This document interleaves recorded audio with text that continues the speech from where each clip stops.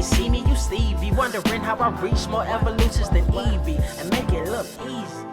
What is up, Earth's mightiest subscribers? It's Blerd without fear. Welcome back to the channel. All right, today's video, we're going to be talking about Dead X-Men #2, written by Steve Fox, with art by Peter Wynn, Bernard Chang, and Guillermo Sana, with color by Frank Martin. So last I did a video for the Rise of the Powers of 10 #2, I talked briefly about which timeline would Xavier and company go to in order to stop Moira once and for all. I initially mused maybe they would go back to one of Moira's past lives, potentially even the very beginning, her first life. But because those are dead timelines, that it might be unlikely. I also brought up how because of Prodigy's gaining Moira's memories in the Moira Engine timeline, this is still possible, if not unreliable.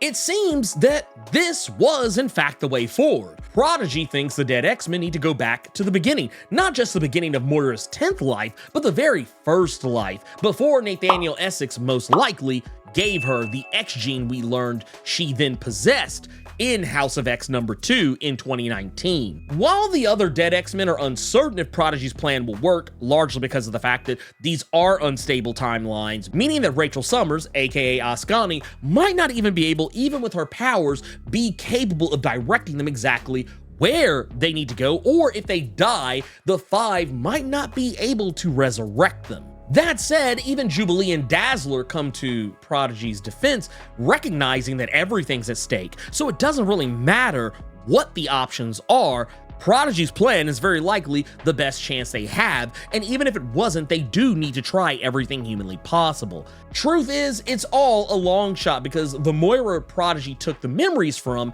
had a fractured mind despite not being cybernetically enhanced at this point.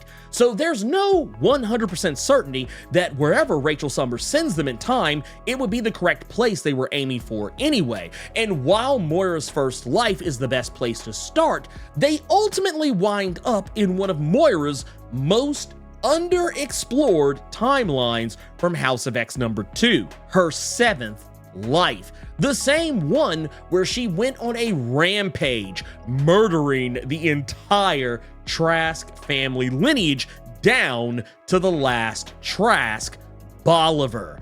We learn that despite Moira's efforts, she never stopped the Sentinels from being created. In fact, in House of X #2, we learn that after killing Bolivar Trask, she herself was ultimately killed by a Sentinel in the same lifetime, all while discovering a wild master mold facility. Now, because the Sentinel program never kicked off in this lifetime, at least not in any meaningful way, we see Ultrons running roughshod across Washington, D.C., and these Ultrons aren't your standard Ultron bots.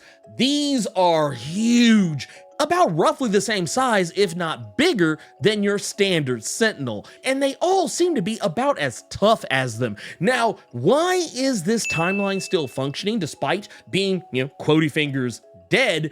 It's because the dead X-Men landed at a point 10 years ahead of when Moira's 7th life would actually end, before she killed Bolivar Trask and after she killed Simon Trask.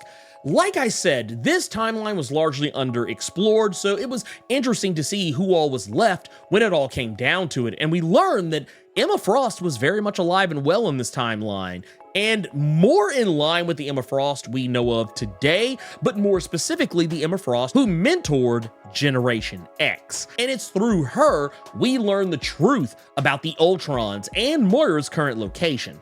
Hank Pym, aka Ant-Man, of course, is Ultron's creator even in this reality. But because Simon Trask wasn't there to spearhead the Sentinel program that Bolivar would ultimately bring to life, Hank Pym is the one who does it instead. But this time around, it's not because of prejudice, it's because of misguided intentions and short-sighted information. Hank thinks he's doing the absolute best thing humanly possible. He believes that mutants are responsible for the death of the Trask.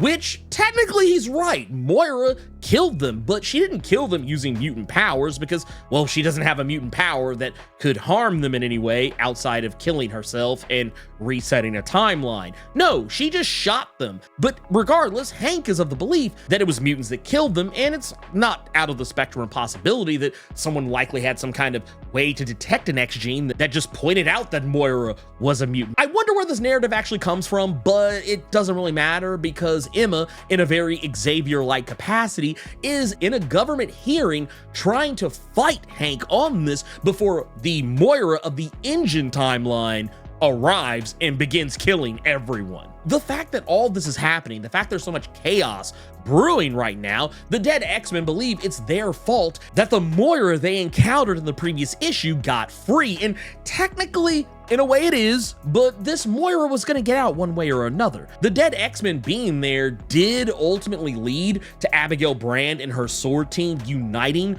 with the Starjammers and fighting back against Orbis Stellaris, but it was technically Cannonball and Smasher's son, that universe's version of Smasher, who broke the McCran crystal that allowed Moira to get her hands on it. And granted, the dead X-Men being there changed probably very little, but them being there was enough, supposedly. It doesn't really make sense, and honestly, it doesn't even really matter because Moira already had most of what she needed to give her the means of traveling the timelines anyway. She has a shard of the McCran crystal, and it seems she was going to get that regardless. Now that all those shenanigans are out of the way, it's time for the dead X-Men to try once again to escape the dead timeline of Moira's 7th life and get closer to the beginning. Something I don't think we'll see next issue. It seems likely they'll bump into another of Moira's lives before they reach the true destination, which is Moira's 1st life. But the question becomes, how are they going to do it? Now,